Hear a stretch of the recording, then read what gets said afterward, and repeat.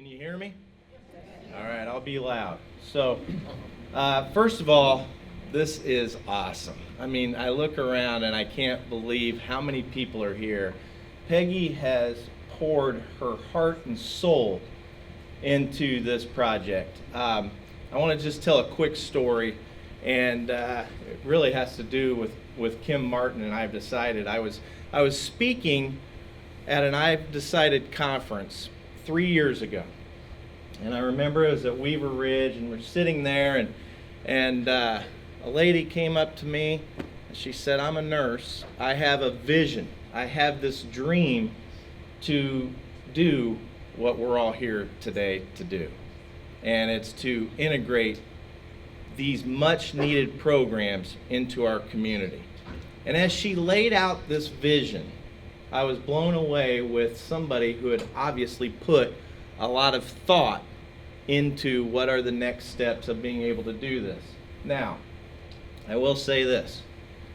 She had some ups and downs. And you do when you're starting a new business. This is no different than a startup, so to speak. So how do you sit there, start a 501c3? How do you sit there in a crowded space in a community where there's a lot of people that do a lot of good, and you're all part of that?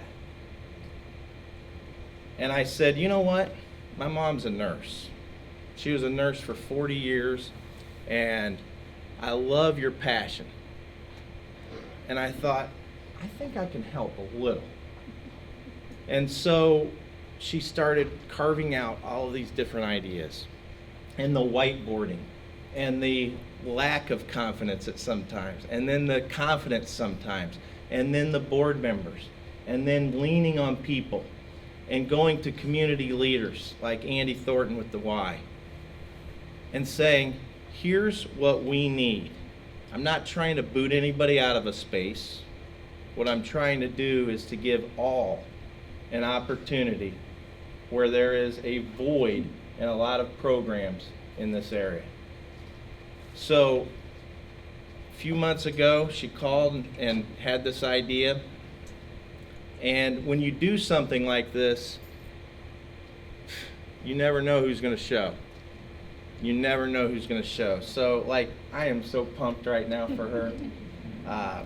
There's so many great people in this room.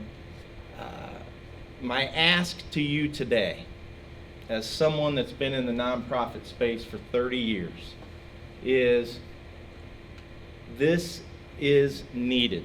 So I'm asking everybody, listen intently.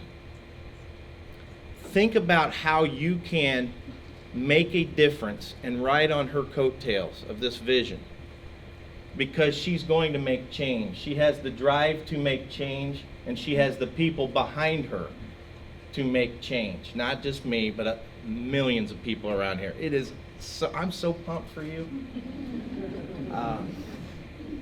Thank you for having me here today, but I will just say at the end, please contact her afterwards on how you can help.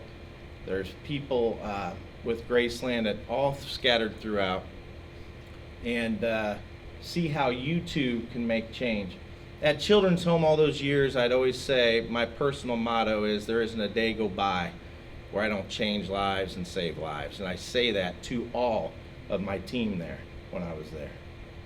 And I truly believe Peggy has that in her heart and in her soul, that she wants to change lives and save lives. So let's give it up for Peg.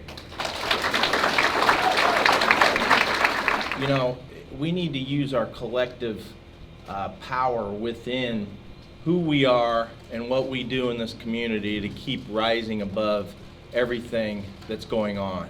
And so I'll say this.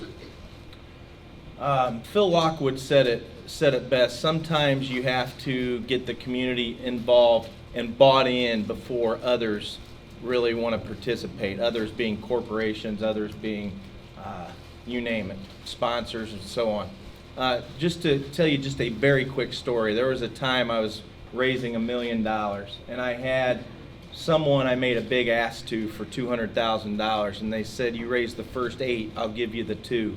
And so the first 8 was the public, and they gave it. The last 200,000 was easy to get, We can do this. We have a lot of power in this room. Let's use our wherewithal, the pull that we have. I usually don't talk like this bluntly, but this is needed. And we all, with our contacts, are going to be able to make Peggy's vision a dream. So thank you for coming today. Drive safe and have a great rest of your day. Thank you.